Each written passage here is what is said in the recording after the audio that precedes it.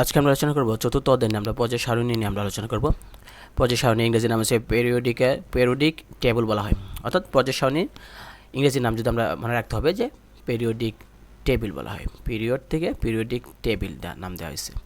তো আমরা যদি খেয়াল করে দেখি যে 2016 সাল পর্যন্ত পৃথিবীতে মোট 118টা মৌল আবিষ্কার হয়েছে। ওইটা নিয়ে আমরা এই টেবিলটাকে সাজানো হয়েছিল।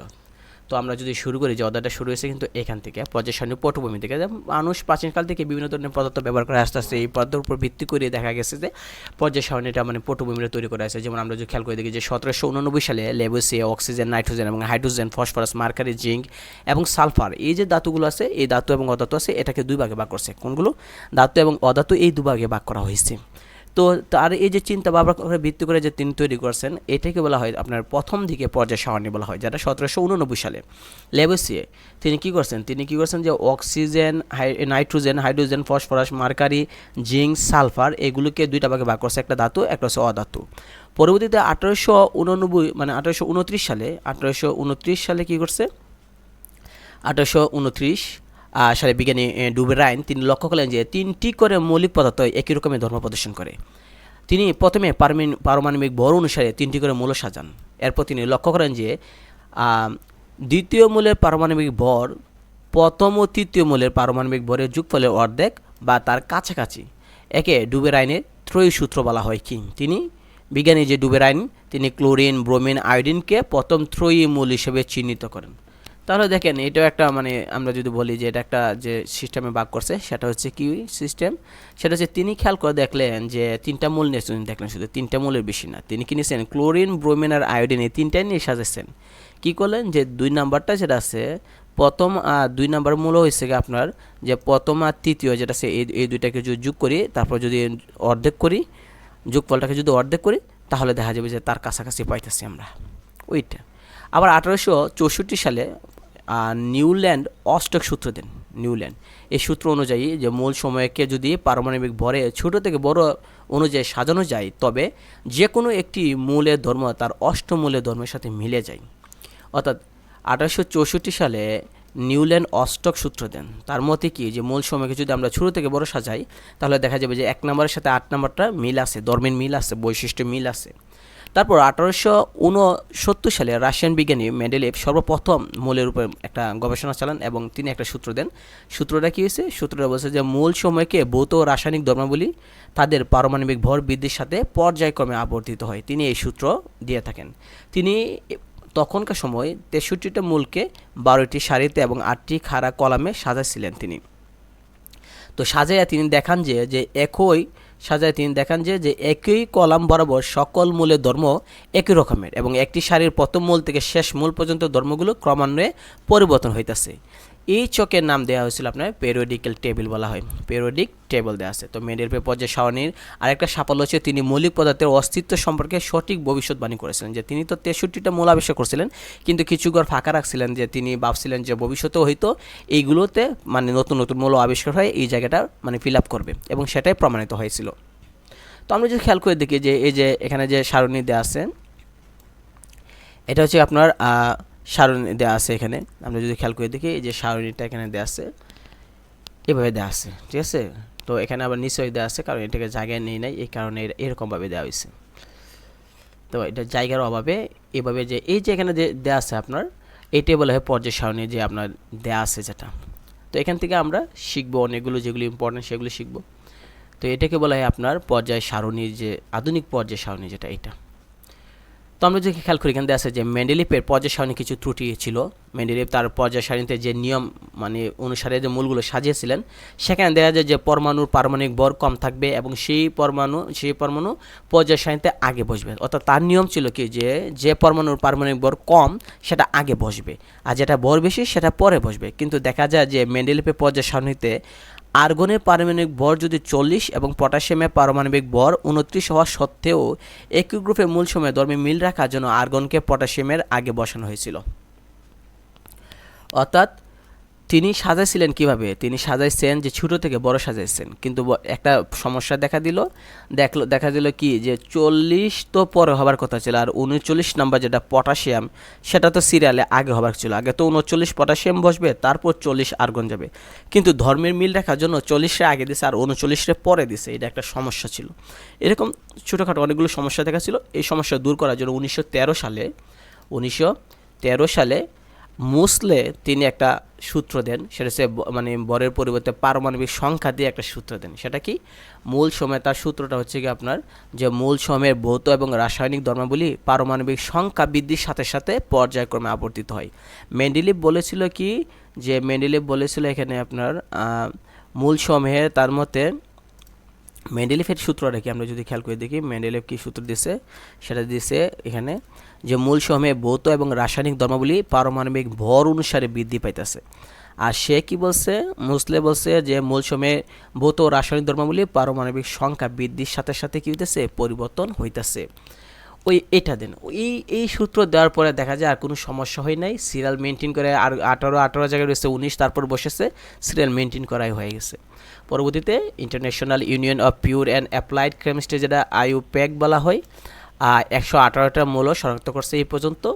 IUPAC সংস্থাটি আন্তর্জাতিকভাবে রসায়ন এবং ফলিত রসায়ন নিয়ে বিভিন্ন ধরনের নিয়মকানুন তৈরি করেন।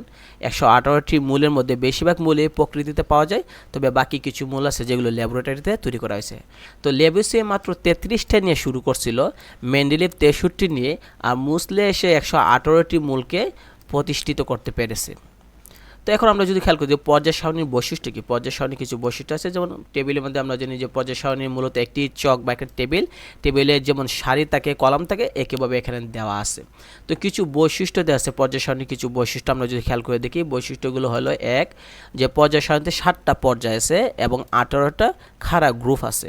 7টা পর্যায় এবং 18টা গ্রুপ আছে, মানে কি আমরা যদি খেয়াল করে দেখি, এই যে দেখেন এটা হচ্ছে 1 নাম্বার পর্যায়, 2 নাম্বার, 3 নাম্বার, এভাবে 4 নাম্বার পর্যায় করে দেওয়া আছে। 7টা পর্যায় দিয়েছে, এই যে 7টা পর্যায়। আর 18টা গ্রুপ দিয়েছে, মানে কি কলাম, এই যে উপর থেকে নিচে একটা একটা কলামে 1 নাম্বার, 1টা, 2টা, 3, 4, 5, 6, এভাবে 9 এখানে জায়গা নেই না, নিচে দেওয়া আছে 10, এই যে দেখেন 10, 11, 12, 13, এভাবে দেখেন 18 পর্যন্ত গেছে। অর্থাৎ কলাম উপর থেকে নিচে ফিলার আছে 18টা, আর পাশাপাশি অর্থাৎ বাম থেকে ডানে, এই যে আপনি খেয়াল করেন, এই বাম থেকে ডানে গেছে, এভাবে বাম থেকে ডানে গেছে আপনার কি 7টা গেছে, বাম থেকে ডানে 7 পর্যন্ত গেছে।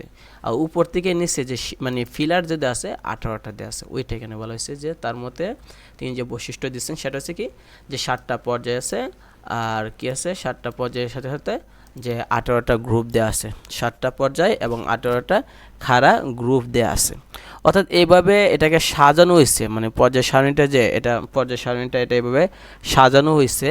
তারপর আপনার যদি বি নাম্বারটা আমরা যদি খেয়াল করে দেখি, বি নাম্বারটা দিয়েছে প্রতিটি পর্যায়ে বাম দিক থেকে কী লিখছে, প্রতিটি পর্যায়ে বাম দিক থেকে গ্রুপ 1 থেকে শুরু হয়ে ডান দিকে 18 পর্যন্ত গেছে। অর্থাৎ বাম দিকে 1 থেকে শুরু করে ডান দিকে 18 পর্যন্ত গেছে। হ্যাঁ, আমরা যদি খেয়াল করে দেখি, দেখেন এখানে দেখেন এই যে এখানে দেয়া আছে 1 থেকে শুরু করে 2, এভাবে দেখেন 3, 4, 5, 9, এভাবে দেখেন 18 পর্যন্ত চলে গেছে। এই যে এটা হচ্ছে 18 পর্যন্ত চলে গেছে, 18, 13, 14, 15, 16, 17, 18 পর্যন্ত চলে গেছে।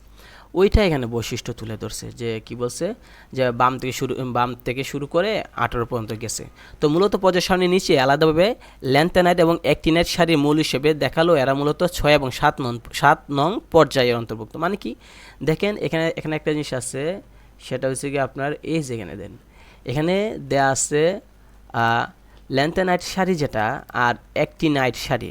এখানে যে মৌলগুলো আছে, এই যে যত হলুদ বক্সটা দেওয়া আছে এটা হচ্ছে ল্যান্থেনাইট, আর এই যে এটা দেওয়া আছে গাঢ় বাদামি সেটা হচ্ছে অ্যাক্টিনাইট সারি। এইটা মূলত ওই এইখানে দেখেন, এই যে দেখেন পারমাণবিক সংখ্যা, এখানে কি বলছে, যে পারমাণবিক সংখ্যা 57 থেকে 71 পর্যন্ত। তাহলে এই যে পারমাণবিক সংখ্যা 57 থেকে 71 পর্যন্ত, ওইটা এটার ভিতরে ঢুকছে। এটা বলে 57 থেকে 51, ওই যে 57 থেকে এই যে 63 কত 71 পর্যন্ত, বাকিটা নিচে আসছে এখানে, ওই জায়গায় দিয়েছে 71 পর্যন্ত। ওইটা মানে এখানে যেহেতু মানে জায়গা নিচ্ছে না, এই কারণে এভাবে দেওয়া হয়েছে। তো দেখেন পারমাণবিক সংখ্যা 57 থেকে 71 পর্যন্ত, এটার ভিতরে ঢুকছে। তাহলে এটা কত নম্বর পর্যায়ে 6 নম্বর পর্যায়ে দেওয়া আছে। আর গ্রুপ কত দিয়েছে 3 নম্বর গ্রুপে, ওই যে 3 নম্বর গ্রুপে দেওয়া আছে। আর অ্যাক্টিনাইড ঢুকছে আপনার 7 নম্বর পর্যায়ে ঢুকছে। এটা হচ্ছে কি আপনার পারমাণবিক সংখ্যা হচ্ছে গিয়ে 89 থেকে 103 পর্যন্ত। নিচে জায়গা নিচে দিচ্ছে কেন, এখানে এতগুলো ঢুকানো সম্ভব নয়, তাই নিচে সৌন্দর্যের জন্য দেওয়া হয়েছে নিচে, ঠিক আছে। তো এখানে দেশে তারপর দেখেন যে এখানে এইগুলো হচ্ছে বৈশিষ্ট্য, যেমন এক পর্যায়ে 1-এ 2টা মূল আছে, পর্যায়ে 2-এ এবং 3-এ 8টা করে মূল আছে। গণে দেখেন পর্যায়ে 1-এ 2টা আছে, পর্যায়ে 4-এ আছে এবং 5-এ আছে, 18 করে 6 এবং 7-এ 32টা করে আছে, এইগুলো দেওয়া আছে।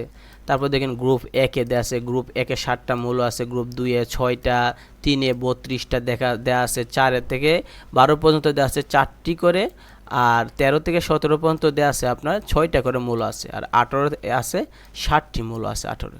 তো গ্রুপ 18-এ 60টা মূল আছে, আপনি গণেন গ্রুপ 18-এ যে 60টা মূল আছে, এই যে দেখেন গ্রুপ 18, এটা হচ্ছে গ্রুপ 18 60টা, যে দেখেন ওই যে 1 2 নিয়ন, আর্গন, ক্রিপ্টন, জ্যানন, রেডন এবং ওগানেসন। তাহলে 1 2 3 4 5 6 এবং 7, এই 7টা দিয়েছে। এভাবে আপনি গণবেন এবং এগুলো হচ্ছে বৈশিষ্ট্য, ঠিক আছে।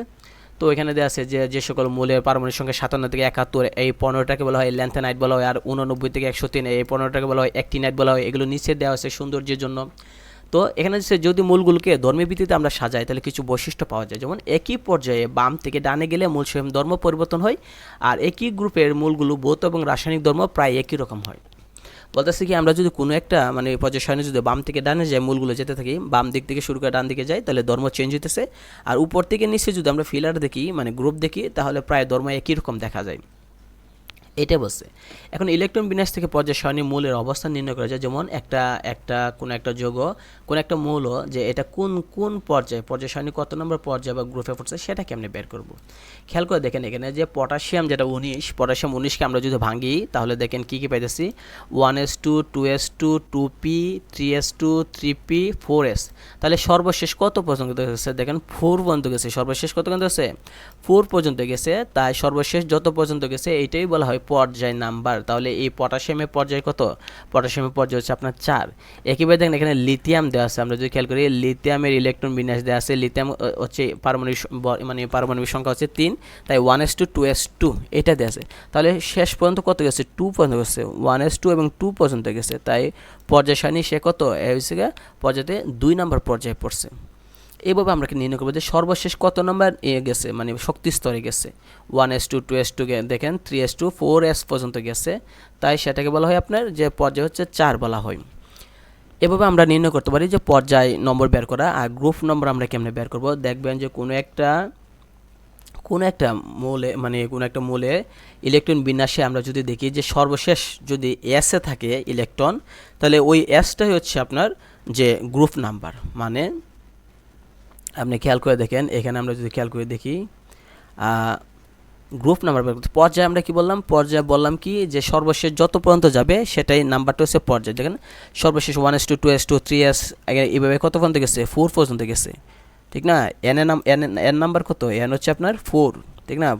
শক্তিস্তর কত 4, তাহলে এই 4টাকে বলা হইতেছে যে পর্যায় বলা হয়। তাহলে গ্রুপ কি বলবো, গ্রুপ বলতেছে খেয়াল করে দেখেন এখানে সর্বশেষ কোনটার মধ্যে ইলেকট্রন গেছে, সর্বশেষ 4s এর মধ্যে গেছে। তাহলে যদি শুধু s এর মাঝে থাকে, তাহলে s এর মাঝে যতটা ইলেকট্রন আছে, কয়টা আছে ইলেকট্রন, একটা আছে, তার মানে এর গ্রুপ হচ্ছে 1। তাহলে আমরা বলবো কি গ্রুপ হচ্ছে 1। একেবারে দেখেন লিথিয়াম দেখেন সর্বশেষ কত গেছে 2s গিয়ে থামছে, আর নাই। তাহলে সর্বশেষ যেহেতু 2s, s এর মধ্যে কয়টা আছে, একটা ইলেকট্রন আছে, s এর মধ্যে যতটা ইলেকট্রন থাকবে অতটাই হচ্ছে তার গ্রুপ নাম্বার। তাহলে নিয়ম 1 বলতেছে যে যদি সর্বশেষ যদি s এর মাঝে থাকে, s এর যতটা ইলেকট্রন আছে অতটাই। আর এখানে বলতেছে যে গ্রুপ নিয়ম 2 বলতেছে যদি দেখেন সর্বশেষ s এবং p তে থাকে, সর্বশেষ ইলেকট্রন যদি s এবং p তে থাকে, তাহলে s এবং p এই দুইটাকে আপনি যোগ করবেন, সাথে আরও 10 যোগ করবেন, যোগ করলে যা হবে তাই। যেমন দেখেন এখানে বোরন b, এখানে খেয়াল করে দেখেন যে বোরন বি এর ইলেকট্রন বিন্যাস আমরা দেখাইতেছে 1s2 2s2 2p1। তাহলে এখন দেখেন এটা কত নম্বরে আছে, এটা সর্বশেষ ইলেকট্রন কত আছে 2s এবং 2p আছে। কেন, সর্বশেষ শক্তি স্তর কোনটা 2, কিন্তু দেখেন এই যে 2 সর্বশেষ শক্তি স্তর কিন্তু 2s 2p দেয়া আছে, তার মানে কি এটা কত নাম্বার মানে কক্ষপথে আছে, 2 নাম্বার কক্ষপথ আছে। তাহলে সর্বশেষ কক্ষপথ কত, 2। সর্বশেষ কক্ষপথ যদি 2 হয়ে থাকে তাহলে আপনি খেয়াল করে দেখেন, তাহলে এই 2s এবং 2p হচ্ছে সর্বশেষ মানে কক্ষপথ। তাহলে এটা sও আছে, p তো আছে। তাহলে দুইটা যোগ করেন, 2 যোগ 1 যোগ করলে হবে 3, সাথে আরও 10 যোগ করেন, যোগ করলে হবে 13। তাহলে আমরা বলবো যে এটা হচ্ছে কি 13 নাম্বার গ্রুপে অবস্থান করতেছে। সহজ কথা, আমরা নিচে গেলে আরও আমরা দেখব যে কীভাবে দেওয়া আছে। ঠিক আছে, 3 নাম্বার বলতেছি যদি এরকম হওয়া যে এস এবং ডিতে থাকে, তাহলে এস এবং ডিতে যোগ করলে যা হবে তাই। এই ক্ষেত্রে আমাদেরকে আর 10 যোগ করতে হবে না। যেমন আপনি খেয়াল করে দেখেন, এই যে আয়রন এখানে দেওয়া আছে, আয়রন Fe 26 ইলেকট্রন আছে। তখন সর্বশেষ দেখেন, সর্বশেষ কোনটার মধ্যে আছে আমরা জানি 4s এর মধ্যে প্রথম ইলেকট্রন যাবে, তারপর 3Dর মধ্যে যাবে নিয়ম অনুসারে। তৃতীয় অধ্যায়ে আমরা আলোচনা করেছিলাম, প্রথমে কি যাবে 4s এর মধ্যে যাবে, তারপর বলছিলেন যে 3D যাবে। তাহলে সর্বশেষ কিন্তু 4s এবং 3D এই দুইটাই কিন্তু সর্বশেষ। তাহলে এসে আছে 2টা আর ডিতে আছে 6টা, যোগ করলে হচ্ছে 8টা। এই 8টাই হলো আপনার গ্রুপ বলা হবে, কারণ এখানে আর 10 যোগ করতে হবে না। যদি না বুঝেন আমরা নিচে আর একটা দেখাই দিই, তাহলে আপনি সহজে বুঝতে পারেন। এই যেখানে একটা চার্ট আছে, এখানে সহজে বোঝা যাবে। অর্থাৎ খেয়াল করে দেখেন, এখানে শক্তি স্তর আপনি খেয়াল করেন, শক্তি স্তর কত পর্যন্ত গেছে, 1s2 2s2, শক্তি স্তর কিন্তু 2 পর্যন্ত গেছে। তাই পর্যায় হয়েছে আপনার 2। পর্যায় কি হইল, পর্যায় হচ্ছে 2 দেওয়া আছে। আর এই 2 নাম্বার শক্তি স্তরে এস এবং পি আছে, তাহলে বলছি যদি এস এবং পি থাকে তাহলে 2টাকে আমরা যোগ করব। এস এবং পি থাকলে আমরা কি করব, 2টাকে এস এবং পি 2 যোগ 1 যোগ করব, যোগ করার পর আরও 10 যোগ করব, 13। তাহলে এটা হচ্ছে 13 নাম্বার গ্রুপে আছে। এখন দেখেন এখানে এই যে এটা ধরেন 15 যেটা দেওয়া আছে, ফসফরাস দেওয়া আছে, এটা দেখেন কত নম্বর শক্তি স্তরে গেছে ইলেকট্রন সর্বশেষ। 1s2 মানে কি 1 নাম্বার শক্তি স্তর, 2s2 2p মানে কি 2 নাম্বার শক্তি স্তর, 3s 3p মানে কি 3 নাম্বার শক্তি স্তর। তাহলে শক্তি স্তর 3 পর্যন্ত গেছে, তার মানে এটা পর্যায় হচ্ছে 3। এই কারণে এখানে পর্যায় দেওয়া আছে কি, পর্যায় 3 দেওয়া আছে।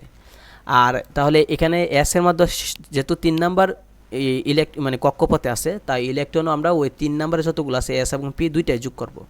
2 যোগ 3 যোগ করার পর আরও 10 যোগ করব, কত হলো 15 হলো। তাহলে আমরা বলবো যে এটা 15 নাম্বার গ্রুপে অবস্থান করতেছে।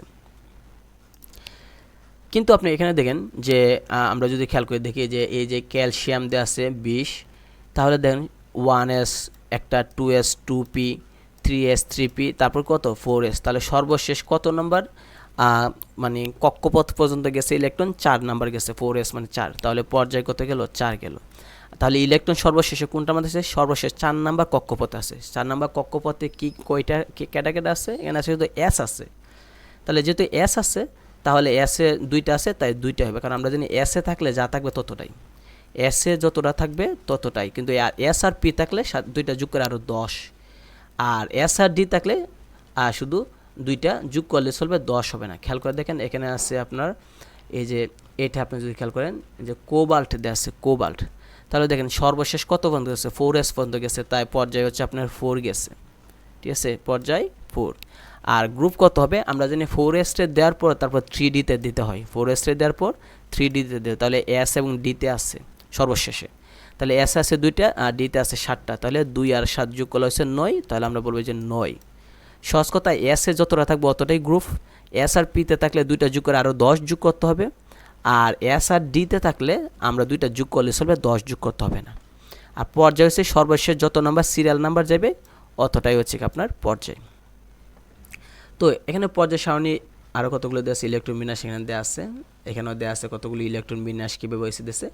এখন পর্যায় সারণী কিছু ব্যতিক্রম নিয়ে আলোচনা করি। এখানে দেওয়া আছে কিছু ব্যতিক্রম, মানে পর্যায় সারণী কিছু ব্যতিক্রম দেখা যায়। যেমন হাইড্রোজেনের অবস্থান, আপনি যদি খেয়াল করে দেখবেন হাইড্রোজেনকে প্রথমে দিয়েছে, আপনি একটা বই বের করেন, বই বের করে দেখেন হাইড্রোজেনকে প্রথমে দিয়েছে, আর 2 নাম্বার যে হিলিয়াম সেটা দেখেন সবার শেষে 18 নম্বরে দিছে। আপনি আপনার নিজের বই বের করেন, বই বের করে দেখেন যে 1 নম্বরে দেওয়া হয়েছে হাইড্রোজেন, কিন্তু 2 নম্বরে কিন্তু হিলিয়াম দিছে না, যদিও হিলিয়ামের পারমাণবিক সংখ্যা হচ্ছে 2 নম্বরকে দেয় নাই, না দিয়ে কি দিচ্ছে একদম 18 তিন সেকেন্ড মাঝখানে গ্যাপ দিয়ে দিচ্ছে। তো এটা বলছে যে হাইড্রোজেন অবস্থান, হাইড্রোজেন একটা অধাতু, হাইড্রোজেন যেহেতু একটা অধাতু, কিন্তু পর্যায় সারিতে হাইড্রোজেনকে তীব্র মানে তড়িৎ ধনাত্মক ক্ষার ধাতু এর সাথে গ্রুপ একে রাখা হয়েছে। এর কারণ হচ্ছে কি যে হাইড্রোজেন কখনো কখনো দেখা যায় যে কি ধাতুও কাজ করে, কখনো কোনো অধাতুর মতো কাজ করে। আর সবচেয়ে বেশি 1 নং গ্রুপের সাথে মিল পাওয়া যায় তার বৈশিষ্ট্য, তাই 1 নম্বর গ্রুপে রাখা হয়েছে। অর্থাৎ আমরা যদি আবার বলি যে বইয়ের ভাষায় কি বলছে, যে এখানে দেয়া আছে যে হাইড্রোজেন একটা অধাতু, কিন্তু পর্যায় সারণীতে হাইড্রোজেনকে অ্যাসিডের সাথে দেখেন সোডিয়াম, পটাশিয়াম এগুলোর সাথে দেখেন রাখা হয়েছে। পিলারটা যদি আপনি দেখেন, গ্রুপটা যদি দেখেন, তাহলে উপরে দেখবেন হাইড্রোজেনের নিচে দেওয়া আছে সোডিয়াম দেওয়া আছে বা এরকম দেওয়া আছে কি নিচেগুলোতে। কেন রাখা হয়েছে গ্রুপ একে কেন স্থান দিচ্ছে? এর কারণ হলো যে খাদ্য মতো হাইড্রোজেনও বাইরে প্রধান শক্তি স্তরে একটা করে ইলেকট্রন আছে, হাইড্রোজেনেরও বাইরে কয়টা আছে? একটা ইলেকট্রন আছে। আবার হাইড্রোজেনের অনেক ধর্ম মিলে যায় এদের সাথে। অন্যদিকে আবার হ্যালোজেন গ্রুপ যেমন ফ্লোরিন, ক্লোরিন, ব্রোমিন দেখেন 17 নম্বর গ্রুপটা দেখেন, এখানে একটি মাত্র ইলেকট্রন কী করে গ্রহণ করে, তবে আবার হাইড্রোজেনও কিন্তু একটা করে গ্রহণ করে। এদিক দিয়ে আবার হ্যালোজেনের সাথে মিল পাওয়া যায়। তবে হাইড্রোজেনের বেশিরভাগ ধর্ম যেহেতু মানে খাদ্যের সাথে মিল পাওয়া যায়, এই কারণে গ্রুপ একে রাখা হয়েছে। এটা একটা পর্যায় সারণীর একটা সমস্যা যে হাইড্রোজেনকে কেন 1 নম্বরে রাখা হয়েছে। 2 নম্বর হচ্ছে হিলিয়ামের অবস্থান। খেয়াল করে দেখেন হাইড্রোজেন হচ্ছে 1 আর হিলিয়াম হচ্ছে পারমাণবিক হচ্ছে পারমাণবিক কি সংখ্যা হয়েছে 2। তো 2 যদি হয় পারমাণবিক সংখ্যা হিলিয়ামের, তাহলে তো এটা হাইড্রোজেনের পরে রাখা উচিত ছিল, কিন্তু না রেখে সেটা নিষ্ক্রিয় গ্যাস 18 নম্বর দেখেন 18 নম্বর সিরিয়ালে রাখা হয়েছে, মানে 18 নম্বর গ্রুপে রাখা হয়েছে। কেন? কারণ হিলিয়াম নিষ্ক্রিয় গ্যাসের মতো আচরণ করে, তাই হিলিয়ামকে 18 নম্বর যেগুলো আছে সবগুলো নিষ্ক্রিয়, এই কারণে এটার সাথে মিলিয়ে রাখা হয়েছে, ধর্ম একই দেয় বলে। ঠিক আছে, যেমন 18 নম্বর এই কারণে রাখা হয়েছে যে 18 নম্বরে আছে আপনার আর্গন আছে, ক্রিপ্টন আছে, জেনন আছে, রেডন আছে। এটা হচ্ছে নিষ্ক্রিয় গ্যাস এবং হিলিয়াম নিজেও একজন নিষ্ক্রিয় গ্যাস, তাই এটাকে 18 নম্বরের সাথে রাখা হয়েছে। গ্রুপ 18 রাখা হয়েছে, গ্রুপ 2তে রাখা হয় নাই। আবার ল্যান্থেনের সারি এবং অ্যাক্টিনের সারিগুলোকে নিচে কেন দিছে? এর কারণ হচ্ছে কি সৌন্দর্যের জন্য দিছে। একেবারে দেখেন মৌলের পর্যাবৃত্ত ধর্ম এখানে দিয়েছে। মৌলের পর্যাবৃত্ত ধর্ম যদি আমরা খেয়াল করে দেখি, যে মৌলের এই যে মৌলিক পদার্থগুলো এগুলোর মধ্যে যেমন কিছুটা আছে ধাতব, কিছু আছে অধাতব, মানে কিছু ধাতু, কিছু অধাতু, কিছু পরমাণুর আকার ছোট বড়, আয়নীকরণ শক্তি, ঋণাত্মকতা, ইলেকট্রন আসক্তি, এগুলোকে এসব ধর্মকে বলা হয় পর্যাবৃত্ত ধর্ম বলা হয়। এসব ধর্মকে পর্যাবৃত্ত ধর্ম বলে। তো এই ধর্ম নিয়ে এখানে আলোচনা করতেছে যে প্রথম বলছে ধাতব ধর্ম। তো কেন ধাতব ধর্ম? কেন ধাতব মানে কি? ধাতু। তা বলছে ধাতব ধর্ম মানে কি মেটাল, যে সকল বলতেছে যে সকল মৌল চকচক করে, আঘাত করলে শব্দ করে, তাপ বহন করে, বিদ্যুৎ পরিবহন করে, সেগুলোকে আমরা ধাতু বলি। ঠিক আছে, এগুলো যে সকল মৌল, আবার আধুনিক সংজ্ঞা অনুসারে যে সকল মৌল এক বা একাধিক ইলেকট্রন ত্যাগ করে ধনাত্মক আয়নে পরিণত হয় তাকেও বলা হয় ধাতু। অর্থাৎ ধাতুগুলি একটা ইলেকট্রন এক বা একাধিক ইলেকট্রন ত্যাগ করে, একটা ইলেকট্রন, দুইটা ইলেকট্রন, তিনটা ইলেকট্রন দান করে, তাই তারা ধাতু। আবার ধাতুর ইলেকট্রন ত্যাগের এই ধর্মকে বলা হয় ধাতব ধর্ম বলে। যে মূলের পরমাণু যত সহজে ইলেকট্রন ত্যাগ করে সেই মূলে ধাতব ধর্ম তত বেশি থাকে। আপনি খেয়াল করে দেখেন লিথিয়াম সহজে একটা ইলেকট্রন দান করতে পারে, কারণ লিথিয়াম হচ্ছে আপনার 3, তাহলে 2 এবং 1, তাহলে এই 1 সর্বশেষে একটা মাত্র ইলেকট্রন সেটা দান করে দিতে পারে। আবার অধাতব ধর্ম দিচ্ছে। অধাতব মানে কি? যে মেটাল না, যেমন যে ধাতুগুলিকে আমরা চকচক করে না বা আঘাত করলে শব্দ হয় না, বিদ্যুৎ পরিবহন করে না, তাপ পরিবহন করে না, তাকে বলে অধাতব। অর্থাৎ আধুনিক সংজ্ঞা অনুসারে আমরা বলতে পারি যেসব মৌল এক বা একাধিক ইলেকট্রন গ্রহণ করে তাকে বলা হয় অধাতু বলা হয়। অধাতু ধর্ম প্রদর্শন করে বলে একে অধাতব ধর্ম বলে। আর যে মৌলের পরমাণু যত সহজে ইলেকট্রন গ্রহণ করে তার অধাতব ধর্ম তত বেশি। যেমন ক্লোরিনের হচ্ছে কি আপনার 17 হচ্ছে কি আপনার যদি আমরা ইলেকট্রন বিন্যাস করি তাহলে হবে কি 2, 8 এবং 1 হবে, তাই সর্বশেষ 2, 8, 7 হবে। তাহলে 2, 8 যদি 7 হয়, সর্বশেষে 7টা আছে, তাহলে সে সহজে একটা ইলেকট্রন গ্রহণ করে, সে কি হয়? অষ্টক হয়ে যায়, মানে নিষ্ক্রিয় গ্যাস হয়ে যায়, তাই সে সহজে একটা ইলেকট্রন গ্রহণ করতে পারে। তো আমরা যদি খেয়াল করি এখানে বলতেছে যে এখানে বলা হয়েছে যে সকল মৌল কোনো সময় ধাতু আবার কখনো কখনো অধাতুর মতো আচরণ করে তাকে বলে অপধাতু বা অর্ধধাতু বলে। কিছু আছে যারা কখনো দেখা যায় যে ধাতুর মতো মানে আচরণ করে বিক্রিয়ার মধ্যে, আবার কখনো অধাতুর মতো আচরণ করে, তাকে বলে অপধাতু বলা হয়। যেমন সিলিকন হলো একটা অপধাতু।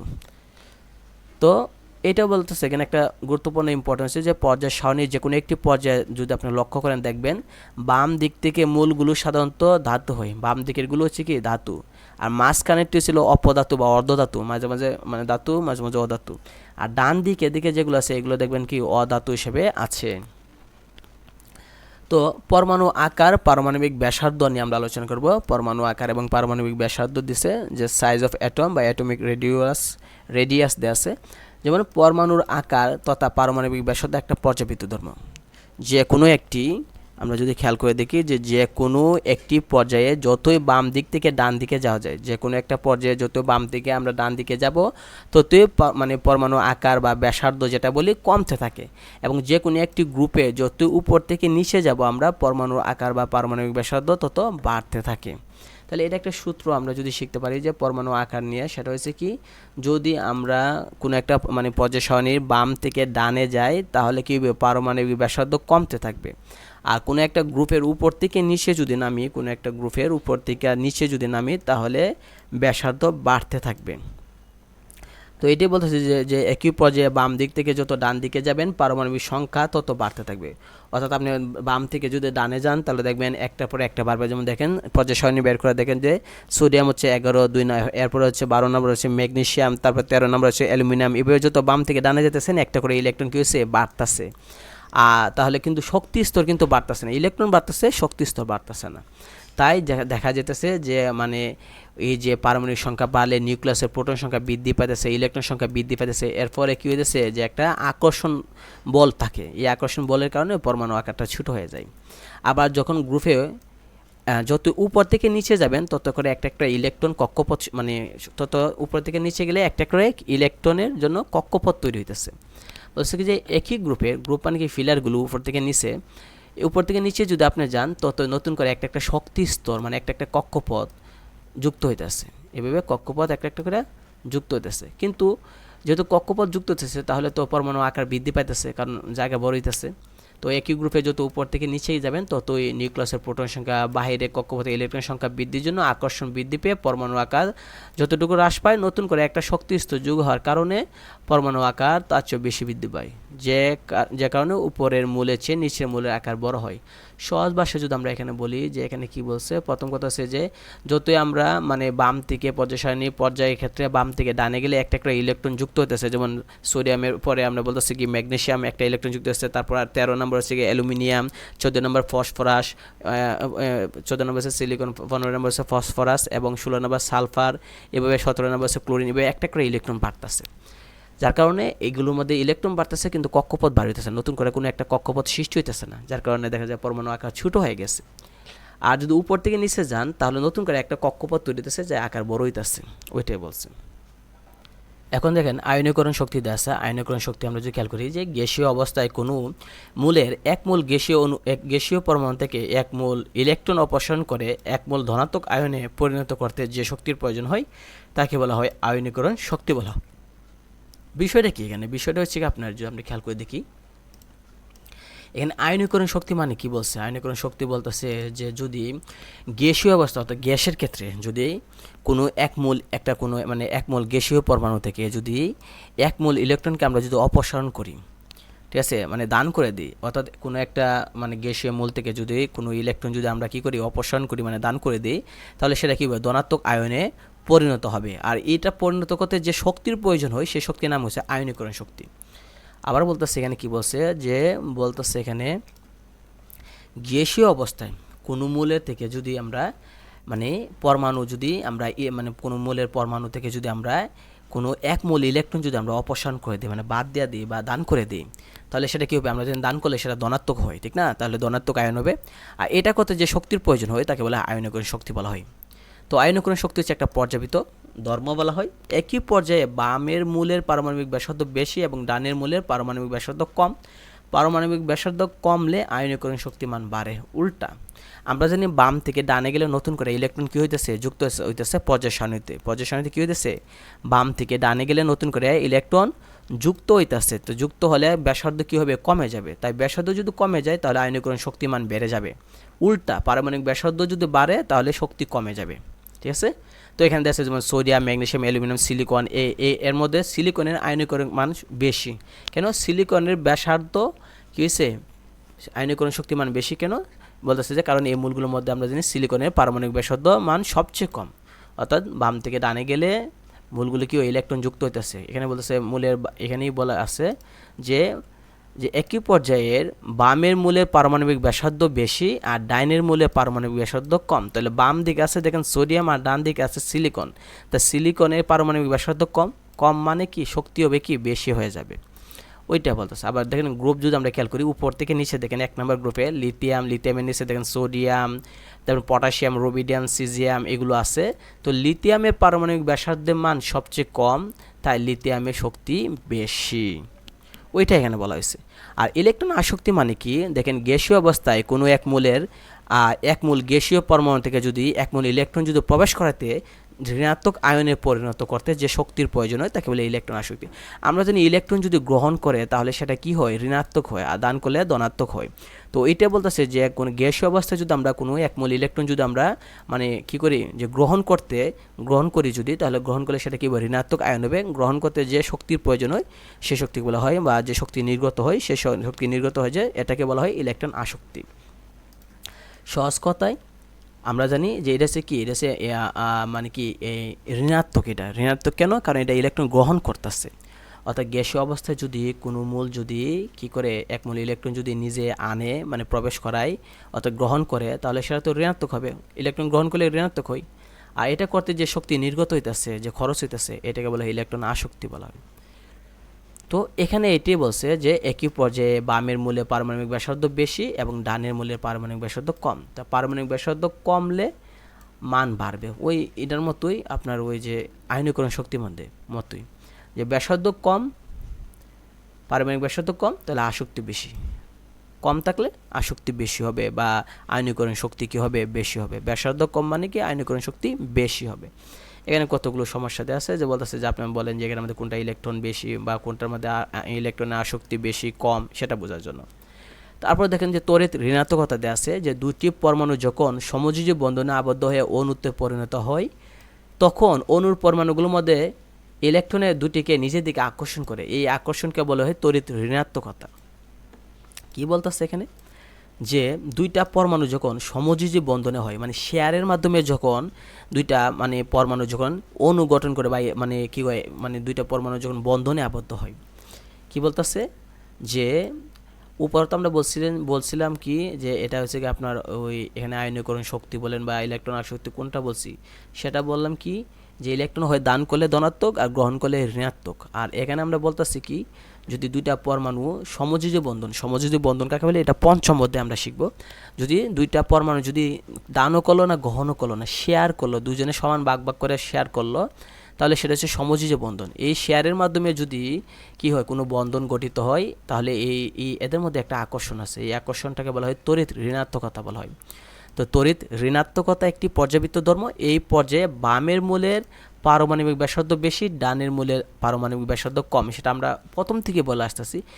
বাম দিকের ব্যাসার্ধ বেশি, ডান দিকে ব্যাসার্ধ কম, তাই পারমাণবিক ব্যাসার্ধ কমলে মানে ঋণাত্মকতা মান বাড়ে। একই কথা, যদি মানে ব্যাসার্ধ কম হয় তাহলে ঋণাত্মকতা বেশি হয়।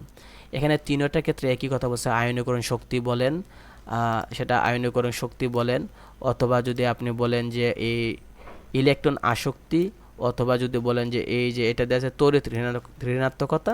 তো তড়িৎ ঋণাত্মকতা ক্ষেত্র একই নিয়ম পালন করতেছে। কি নিয়ম, যে বাম দিকেরটা আছে পারমাণবিক ব্যাসার্ধ বেশি আর ডান দিকেরটা পারমাণবিক ব্যাসার্ধ কম, তাই সূত্র বলতেছে ব্যাসার্ধ কম শক্তি বেশি, ব্যাসার্ধ কম তড়িৎ ঋণাত্মকতা বেশি, ব্যাসার্ধ কম বলতেছে কি, যে ইলেকট্রন আসক্তি বেশি, ব্যাসার্ধ কম আয়নীকরণ শক্তি বেশি। কম মানে শক্তি বেশি, কম মানে ইলেকট্রন আসক্তি বেশি, কম মানে ঋণাত্মকতা বেশি। তো কোন দিকে কম, বলতেছি যে ডান দিকে ব্যাসার্ধ কম আর বাম দিকে ব্যাসার্ধ বেশি। এখানে বিভিন্ন গ্রুপের সম্পর্কে কিছু নাম দিয়েছে, বিশেষ নাম আমরা যদি খেয়াল করে দেখি, যেমন 1 নম্বর গ্রুপকে বলা হয়েছে পর্যায় সারণী 1 নং গ্রুপটার নাম হচ্ছে ক্ষার ধাতু বলা হয়। 1 নম্বর যেটা, সেটাকে বলা হয় কি, ক্ষার ধাতু বলা হয়। তো 1 নম্বরটার মধ্যে 7টা মৌল আছে, হাইড্রোজেন ছাড়া বাকি 6টা মৌলকে, যেমন lithium, sodium, potassium, rubidium, caesium, francium, এগুলোকে ক্ষার ধাতু বলা হয়। তাহলে 1 নম্বর গ্রুপকে বলা হয় ক্ষার ধাতু। কেন, এটা পানিতে হাইড্রোজেন গ্যাস এবং ক্ষার তৈরি করে। আর 2 নম্বরটা বলা হয়, 2 নম্বর গ্রুপকে বলা হয় মৃৎ ক্ষার ধাতু, কারণ এটার মধ্যে আছে আপনার beryllium, magnesium, calcium, strontium, barium, radium, এই 6টা মৌল।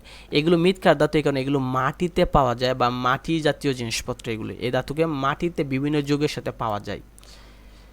আর মুদ্রা ধাতু কাকে বলে, 11 নম্বর গ্রুপে দেখবেন 4টা মৌল আছে, 11 নং গ্রুপে 4টা মৌল আছে, সেটা হচ্ছে কপার, সিলভার, গোল্ড এবং রন্টজেনিয়াম। এই চারটার মধ্যে রন্টজেনিয়াম বাদে যে এই যে কপার, সিলভার এবং গোল্ড, এইগুলো দিয়ে আগে মানুষরা কী করতো, মুদ্রা বানাতো, ধাতব মুদ্রা। যেমন আমরা জানি যে রাজার আমলে কী ছিল, স্বর্ণের মুদ্রা ছিল, রূপার মুদ্রা ছিল, তামার মুদ্রা ছিল। এই তিনটাকে বলা হয় কি বলা হয়, যে মুদ্রা ধাতু বলা হয়। এই তিনটাকে নাম দিচ্ছে যে মুদ্রা ধাতু বা কয়েন মেটালস বলা হয় তিনটাকে। কেন? কপার মানে হচ্ছে আপনার তামার মুদ্রা, সিলভার মানে কি রূপার মুদ্রা, গোল্ড মানে কি স্বর্ণের মুদ্রা ছিল আগে রাজার আমলে, এখানে এটার নাম দিচ্ছে মুদ্রা ধাতু। হ্যালোজেন গ্রুপ কাকে বলে? যে গ্রুপ 17 নম্বর আছে, দেখেন 6টা মূল আছে, এগুলোকে বলা হয় হ্যালোজেন গ্রুপ। কেন? এই 6টা মূল হচ্ছে আপনার fluorine, chlorine, bromine, iodine, astatine এবং টেনেসিন।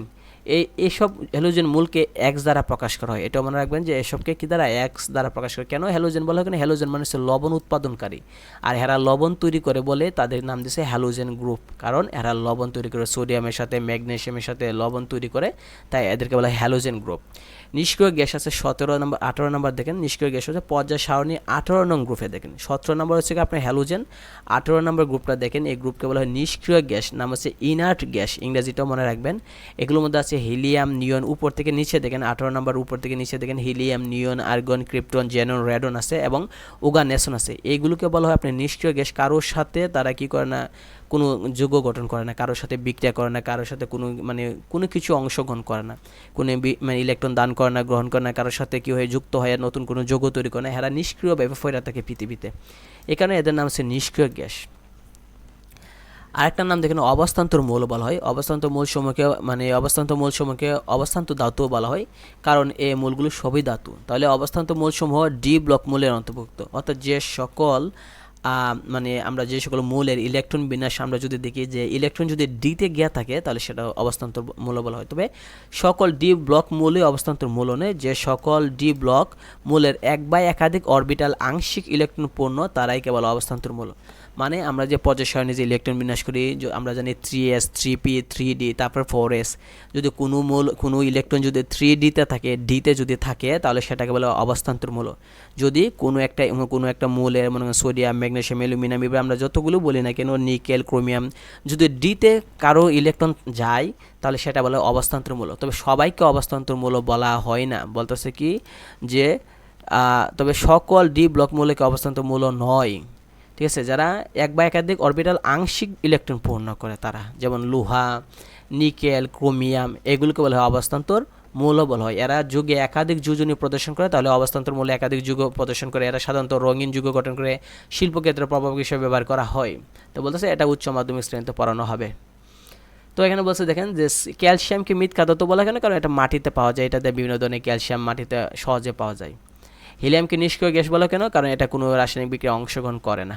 তো পর্যায় সারণীর সুবিধা কি? পর্যায় সারণীর সুবিধা, advantages of the periodic table. সুবিধা কি আছে? রসায়ন পাঠের সুবিধা, যে 2016 সাল পর্যন্ত যে 118টা মৌল আবিষ্কার হয়েছে, এই পর্যায় সারণী থেকে আমরা সহজেই কোনো একটা মৌলের কত নম্বর পর্যায়ে আছে, কত নম্বর গ্রুপে আছে, যোজনী কত, তাদের গলনাঙ্গ কেমন, স্ফুটনাঙ্গ কেমন, ঘনত্ব কেমন, এটা কি ধাতু নাকি অধাতু, সকল কিছু আমরা জানতে পারি সহজে। আবার নতুন মৌলের আবিষ্কার, এগুলো থেকে কিছুদিন আগেও 7টা পর্যায়ে 18টি গ্রুপ নিয়ে গঠিত ছিল, এই ফাঁকা ঘর ছিল। অর্থাৎ নতুন নতুন মৌল আমরা আবিষ্কার করতে পারি, গবেষণা ক্ষেত্রে সহজে আমরা বের করতে পারি, কাজে লাগতে পারে। তো পর্যায় সারণীর একই গ্রুপে মূলগুলি একই রকম রাসায়নিক ধর্ম প্রদর্শন করে। অর্থাৎ পর্যায় সারণীতে যারা একই গ্রুপে আছে, মনে করেন 17 নম্বর গ্রুপ যারা আছে, আমরা বলছিলাম হ্যালোজেন, এই 17 নম্বরটা যে হ্যালোজেনরা সবাই কি একই ধর্ম প্রদর্শন করে। কী ধর্ম? সেটা হচ্ছে কি লবণ তৈরি করে। আপনি যদি 18 নম্বর দেখেন, 18 নম্বর গ্রুপ হচ্ছে নিষ্ক্রিয়। তারা কেন নিষ্ক্রিয়? তারা কি নিষ্ক্রিয় অবস্থা থেকে একই ধর্ম প্রদর্শন করে, এটা এখানে বলতেছে। যেমন 17 নং গ্রুপে আমরা জানি কি আছে, এখানে দেওয়া আছে ফ্লোরিন, ক্লোরিন, ব্রোমিন, আয়োডিন দেওয়া আছে। হ্যাঁ, যদি আমরা হাইড্রোজেনের সাথে বিক্রিয়া করলে একই ধরনের গ্যাস তৈরি করতেছে। পানিতে বিক্রিয়া করলে একই ধরনের হাইড্রোক্সাইড তৈরি করতেছে বা হাইড্রোক্লোরিক অ্যাসিড তৈরি করতেছে, ওইটাই বলতেছে, ঠিক আছে। যে আমরা যদি বিক্রিয়া করি একই ধরনের 17 নং, যেটা এখানে 17 নং দ্বারা ব্যাখ্যা করছে, যে 17 নংগুলোকে আমরা যদি বিক্রিয়া করি হাইড্রোজেনের সাথে, এখানে দিচ্ছে এই যে দেখেন হাইড্রোজেনের সাথে বিক্রিয়া করছে ফ্লোরিন, ক্লোরিন, ব্রোমিন, আয়োডিন, বলতেছে একই ধর্ম দিতেছে। পানির সাথে বিক্রিয়া করতেছে H2O সাথে একই ধর্ম দিতেছে। এই কথাগুলো এখানে বলা হয়েছে কি, ঠিক আছে। তো এখানে একটা পদ্ধতি দেওয়া আছে যেটা হচ্ছে প্র্যাকটিক্যালের জন্য, যে পরীক্ষার নাম হচ্ছে ক্যালসিয়াম কার্বনেটের সাথে লঘু হাইড্রোক্লোরিক অ্যাসিডে বিক্রিয়ায় উৎপন্ন কার্বন ডাই অক্সাইড গ্যাস শনাক্তকরণ। তো তো মূলনীতি কি যে ক্যালসিয়াম কার্বনের সাথে HCl যোগ করে ক্যালসিয়াম ক্লোরাইড হবে, পানি হবে এবং কার্বন ডাইঅক্সাইড হবে, এটাকে আমরা শনাক্ত করতাম। এই জন্য একটা গোলতলীয় ফ্লাস্ক দেওয়া আছে, তিসল পানেল দেওয়া আছে, 2 বার সমকোণে বাঁকানো একটা কাচের নল দেওয়া আছে, আর একটা কি আছে কয়েকটি গ্যাস যা ছিদ্রযুক্ত চিপি দেওয়া আছে, রাসায়নিক দ্রব্য দেওয়া আছে কি ক্যালসিয়াম কার্বনেট, লঘু হাইড্রোক্লোরিক অ্যাসিড এবং পানি দেওয়া আছে। তো একটা গোলতলি প্লাস, এই যে প্লাস্কের মধ্যে বলতেছে কি যে ক্যালসিয়াম কার্বনেটের কিছু টুকরা নিবা, এবার চিপির সাহায্যে প্লাস্কের এক মুখ দিয়ে একটা থিসল ফানেল এবং অপর মুখ দিয়ে 2 বার সমকোণে বাঁকানো নির্গম নলের এক প্রান্ত প্রবেশ করাই দেওয়া হয়েছে এখানে। তারপর হচ্ছে যে থিসল ফানেলের মধ্যে দিয়ে কিছু পরিমাণ পানি প্লাস্কের মধ্যে নিতাম যেন ক্যালসিয়াম কার্বনেট এবং থিসল ফানেল নিম্ন প্রান্ত পানিতে ডুবে যায়। নির্গম নলের অন্য একটা প্রান্ত দিয়ে গ্যাস জার বসাবো, এবার থিসল ফানেলের ভিতর দিয়ে ধীরে ধীরে হাইড্রোক্লোরিক অ্যাসিড যোগ করব। দেখা যাবে যে ক্যালসিয়াম কার্বনেট আর হাইড্রোক্লোরিক অ্যাসিড বিক্রিয়া করবে এবং কার্বন ডাই অক্সাইড গ্যাস তৈরি করে বুদবুদ করে নল দিয়ে বেরিয়ে আসে। তো বলছে যে নির্গমন নল দিয়ে যে গ্যাস বেরোয় আসে এটাকে সংরক্ষণ করবেন এবং যেহেতু কার্বন ডাই অক্সাইড বাতাসে অন্যান্য গ্যাসের অপেক্ষা ভারী, সেহেতু কার্বন ডাই অক্সাইড কী হবে সিলিন্ডারের নিচে জমা হবে। এবার ধর্ম পরীক্ষা করার নিয়ম, এটা যে কার্বন ডাই অক্সাইড গ্যাস কেমনে আমরা চিনব।